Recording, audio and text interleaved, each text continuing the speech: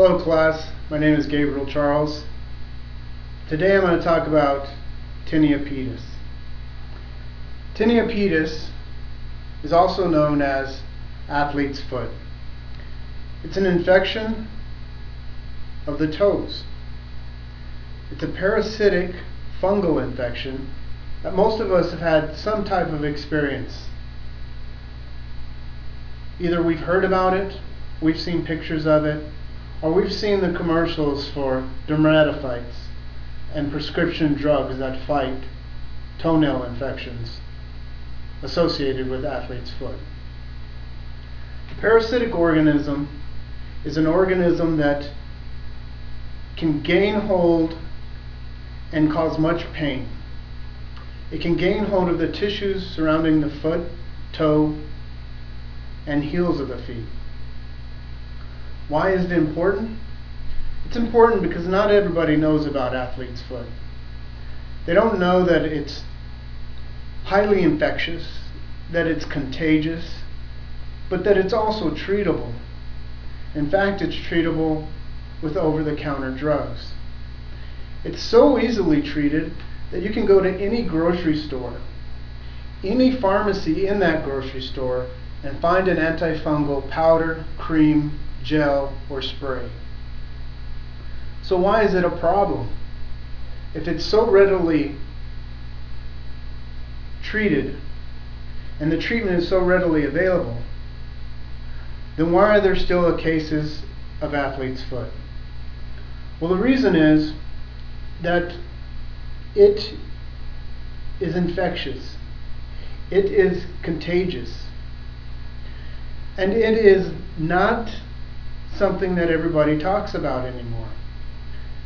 In other words, we need to be re-educated in addition to educating those that don't know, and then teaching us all again how to prevent it. We prevent it by decreasing contact with the contagious fungus in the first place. If it shows up most readily in the floors of locker rooms, on the floors of showers. This is where we need to impede contact with it by wearing flip-flops. Prevention also occurs when we can use a powder that's found in those grocery stores in our shoes, in our socks. Maybe not on a daily basis as a preventative measure, but maybe once or twice a week to keep that bacterial probability of infection down. We also need to realize that in some situations where we are utilizing public showers, where we are experiencing more sweat and more labor on our feet, that we'll have to increase this prevention by utilizing these antifungals. When you're hiking, put the antifungal powder in your boot, put it in your shoe. Put your sock, have your sock filled with a little bit of the powder, just enough to cover the toes where it's most likely to gain hold. If you can't do this, then keeping them dry is the best way to prevent the infection from taking hold. That means if you have a pair of socks and you're hiking and they get wet, take off the socks, put on a brand new pair of socks, clean socks, if you can't have new ones. If you get your boots wet while hiking, don't keep using boots.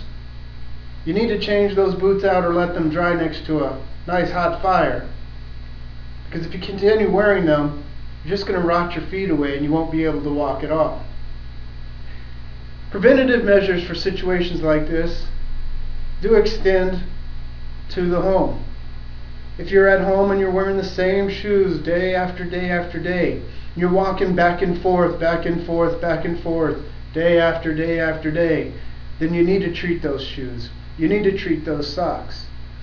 It's even wise for prevention measures to treat with an antifungal powder or an antifungal spray or some cream the inanimate objects that you touch every day.